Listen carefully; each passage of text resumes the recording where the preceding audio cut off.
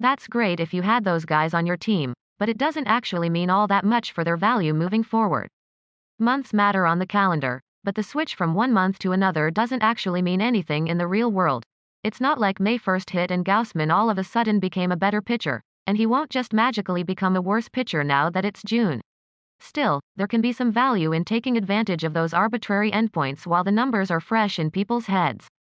So, before we get to my trade values charts for Week 10, here are 5 players to consider selling high on after their excellent May.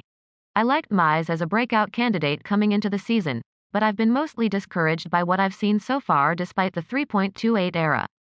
He's got a deep and varied repertoire that helps keep opposing hitters off balance, but there's an alarming lack of strikeouts in the profile, 20.1% to date, in the 26th percentile among starters. The problem is, while Mize does have 5 pitches, he doesn't necessarily have a great put-away pitch.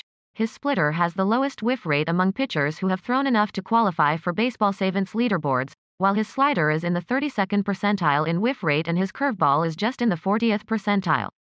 Mize is riding a stretch of 6 straight quality starts, but he still has a below-average strikeout rate in those 6 starts, and this feels like the perfect time to try to sell him.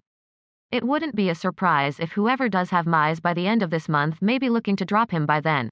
I'm not sure how high the perceived value for German actually is at this point, but he did just finish May with a 2.40 ERA and sports a 3.27 mark for the season, so there may be someone willing to give you something of value for him.